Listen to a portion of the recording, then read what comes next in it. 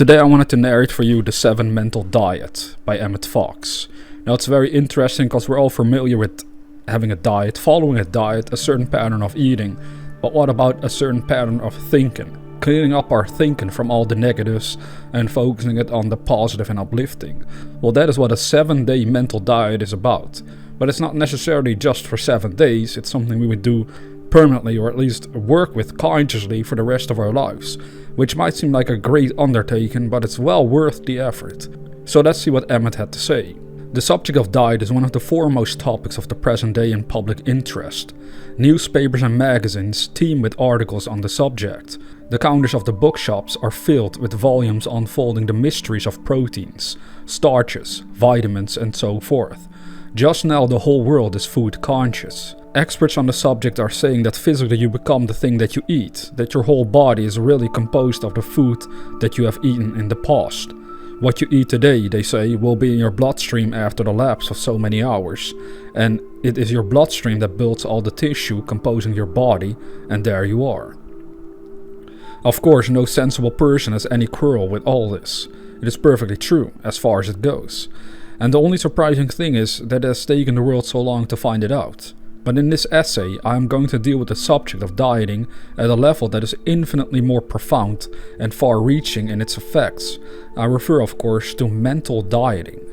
The most important of all factors in your life is the mental diet on which you live. It is the food which you furnish to your mind that determines the whole character of your life. It is the thoughts you allow yourself to think, the subjects that you allow your mind to dwell upon, which make you and your surroundings what they are. As thy days, so shall thy strength be, which in modern language may be translated as thy thoughts, so shall thy life be. Everything in your life today, the state of your body, whether healthy or sick, the state of your fortune, whether prosperous or impoverished, the state of your home, whether happy or the reversed, the present condition of every phase of your life, in fact, is entirely conditioned by the thoughts and feelings which you have entertained in the past, by the habitual tone of your past thinking. And the condition of your life tomorrow and next week and next year will be entirely conditioned by the thoughts and feelings which you choose to entertain from now onward. In other words, you choose your life. That is to say, you choose all the conditions of your life. When you choose the thoughts upon which you allow your mind to dwell. Thought is the real causative force in life, and there's no other. You cannot have one kind of mind and another kind of environment. This means that you cannot change your environment while leaving your mind unchanged. Nor, and this is the supreme key to life and the reason for this essay, can you change your mind without your environment changing too. This then is the real key to life. If you change your mind, your conditions must change too. Your body must change. Your daily work or other activities must change. Your home must change. The color tone of your whole life must change. For whether you be habitually happy and cheerful or low-spirited and fearful depends entirely on the quality of the mental food upon which you diet yourself. Please be very clear about this. If you change your mind, your conditions must change too. We are transformed by the renewing of our minds. So now you will see that your mental diet is really the most important thing in your whole life. This may be called the great cosmic law, and its truth is seen to be perfectly obvious when once it is clearly stated in this way. In fact, I do not know of any thoughtful person who denies its essential truth. The practical difficulty in applying it, however, arises from the fact that our thoughts are so close to us that it is difficult, without a little practice, to stand back as it were and look at them objectively. Yet that is just what you must learn to do. You must train yourself to choose the subject of your thinking at any given time, and also to choose the emotional tone, or what we call the mood that colors it. Yes, you can choose your moods. Indeed, if you could not, you would have no real control over your life at all. Moods habitually entertained produce the characteristic disposition of the person concerned, and it is this disposition that finally makes or mars a person's happiness. You cannot be healthy, you cannot be happy, you cannot be prosperous if you have a bad disposition. If you are sulky or surly or cynical or depressed or superior or frightened, half out of your wits, your life cannot possibly be worth living. Unless you are determined to cultivate a good disposition, you may as well give up all hope of getting anything worthwhile out of life. And it is kinder to tell you very plainly that this is the case. If you are not determined to start in now and carefully select all day the kind of thoughts that you are going to think, you may as well give up all hope of shaping your life into the kind of thing that you want it to be, because this is the only way. In short, if you want to make your life happy and worthwhile, which is what God wishes you to make it, you must begin immediately to train yourself in the habit of thought selection and thought control. This will be exceedingly difficult for the first few days, but if you persevere, you will find that it will become rapidly easier, and it is actually the most interesting experiment that you could possibly make. In fact, this thought control is the most thrillingly interesting hobby that anyone could take up. You will be amazed at the interesting things that you will learn about yourself, and you will get results almost from the beginning. Now, many people knowing this truth make sporadic efforts from time to time to control their thoughts, but the thought stream being so close, as I've pointed out, and the impacts from outside so constant and varied, they do not make very much progress. That is not the way to work. Your only chance is definitely to form a new habit of thought, which will carry you through when you are preoccupied or off your guard, as well as when you are consciously attending to the business. This new thought habit must be definitely acquired, and the foundation of it can be laid within a few days, and the way to do it is this. Make up your mind to devote 1 week solely to the task of building a new habit of thought, and during the week let everything else in life be unimportant as compared with that. If you will do so, then that week will be the most significant week in your whole life. It will literally be the turning point for you. If you will do so, it is safe to say that your whole life will change for the better. In fact, nothing can possibly remain the same. This does not simply mean that you will be able to face your present difficulties in a better spirit. It means that the difficulties will go. This is the scientific way to alter your life, and being in accordance with the great law, it cannot fail. Now, do you realize that by working in this way, you do not have to change conditions? What happens is that you apply the law, and then the conditions change spontaneously. You cannot change conditions directly. You have often tried to do so and failed. But go on the 7-day mental diet, and conditions must change for you. This then is your prescription. For 7 days, you must not allow yourself to dwell for a single moment on any kind of negative thought. You must watch yourself for a whole week as a cat watches a mouse. And you must not, under any pretense, allow your mind to dwell on any thought that is not positive, constructive, optimistic kind. This discipline will be so strenuous that you could not maintain it consciously for much more than a week. But I do not ask you to do so. A week will be enough, because by the time the habit of positive thinking will begin to be established, some extraordinary changes for the better will have come into your life, encouraging you enormously, and then the future will take care of itself. The new way of life will be so attractive and so much easier than the old way that you will find your mentality aligning itself almost automatically. But the 7 days are going to be strenuous. I would not have you enter upon this without counting the cost. Mere physical fasting would be child's play in comparison, even if you have a very good appetite. The most exhausting form of army gymnastics, combined with 30-mile route marches, would be much in comparison with this undertaking. But it is only for 1 week in your life, and it will definitely alter everything for the better. For the rest of your life here, for all eternity in fact, things will be utterly different and inconceivably better than if you had not carried this through undertaking. Do not start it lightly. Think about it for a day or two before you begin, then start in, and the grace of God go with you. You may start it any day in the week and at any time in the day, first thing in the morning or after breakfast or after lunch, it does not matter. But once you do start, you must go right through for the 7 days. That is essential. The whole idea is to have 7 days of unbroken mental discipline in order to get the mind definitely bent in a new direction once and for all. If you make a false start, or even if you go on well for 2 or 3 days and then for any reason fall off the diet, the thing to do is to drop the scheme altogether for several days and then to start again afresh. There must be no jumping on and off, as it were. You remember that Rip Van Winkle in the play would take a solemn vow of teetotalism and then promptly accept a drink from the first neighbor who offered him one, saying calmly, "I won't count this one." Well, on the 7-day mental diet, this sort of thing simply will not do. You must possibly count every lapse, and whether you do or not, nature will. Where there is a lapse, you must go off the diet altogether and then start again.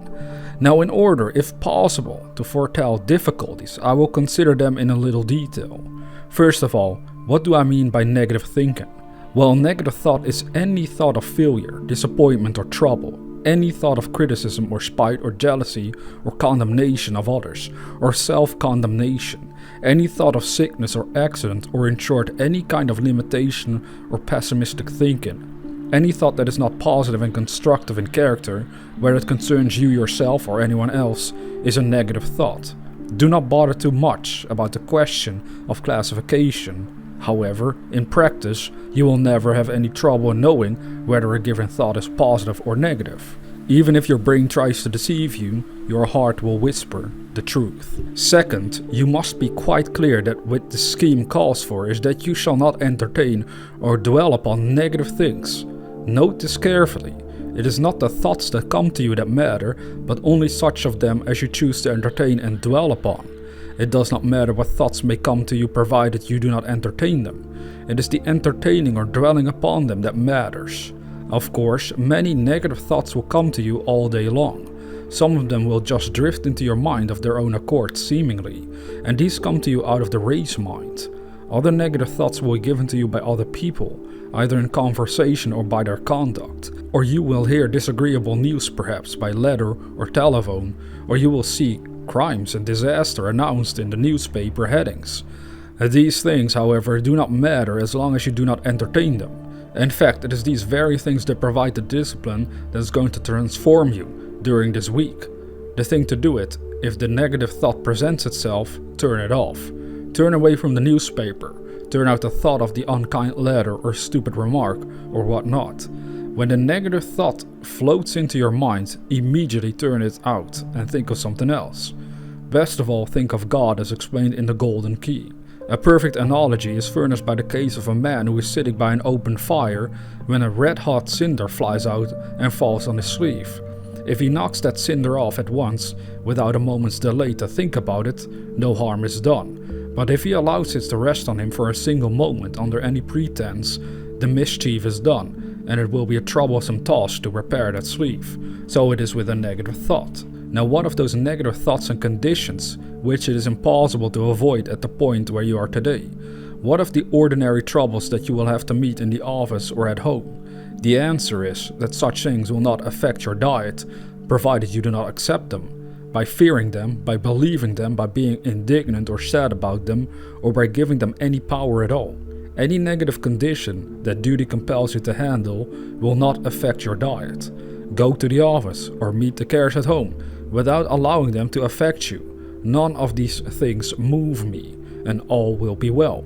Suppose that you are lunching with a friend who talks negatively. Do not try to shut him or her up or otherwise snub them. Let them talk, but do not accept what they say, and your diet will not be affected. Suppose that on coming home you are greeted with a lot of negative conversation. Do not preach a sermon, but simply do not accept it. It is your mental consent, remember, that constitutes your diet. Suppose you witness an accident or an act of injustice, let us say. Instead of reacting by accepting the appearance and responding with pity or indignation, refuse to accept the appearance at its face value. Do anything that you can to right matters, give it the right thought, and let it go at that. You will still be on the diet. Of course, it will be very helpful if you can take steps to avoid meeting during this week anyone who seems particularly likely to arouse the devil in you. People who get on your nerves or rub you up the wrong way or bore you are better off avoided while you are on the diet. But if it is not possible to avoid them, then you must take a little extra discipline. That is all. Suppose that you have a particularly trying ordeal before your next week. Well, if you have enough spiritual understanding, you will know how to meet that in the spiritual way. But for our present purpose, I think I would wait and start the diet as soon as the ordeal is over. As I said before, do not take up the diet lightly, but think it over well first. In closing, I want to tell you that people often find that the starting of this diet seems to stir up all sorts of difficulties. It seems as though everything begins to go wrong at once. This may be disconcerting, but it is really a good sign. It means that things are moving, and is not that the very object we have in view. Suppose your whole world seems to rock on its foundation. Hold on steadily, let it rock, and when the rocking is over, the picture will have reassembled itself into something much nearer to your heart's desire. The above point is vitally important and rather subtle. Do you not see that the very dwelling upon these difficulties is in itself a negative thought, which has probably thrown you off the diet? The remedy is not, of course, to deny that your world is rocking in appearance, but to refuse to take the appearance for the reality. Judge not according to appearances, but judge righteous judgment. Keep your thoughts positive, optimistic and kindly, while the outer picture is rocking. Keep it so in spite of any appearances, and a glorious victory is certain. Every side of your life will radically alter for the better. A closing word of caution. Do not tell anyone else that you are on the diet, or that you intend to go on it. Keep this tremendous project strictly to yourself. Remember that your soul should be the secret place of the Most High. When you have come through the 7 days successfully and secured your demonstration, allow a reasonable time to elapse to establish the new mentality, and then tell the story to anyone else whom you think is likely to be helped by it. And finally, remember that nothing said or done by anyone else can possibly throw you off the diet. Only your own reaction to the other person's conduct can do that. And what a wonderful chapter, because that is the end of it.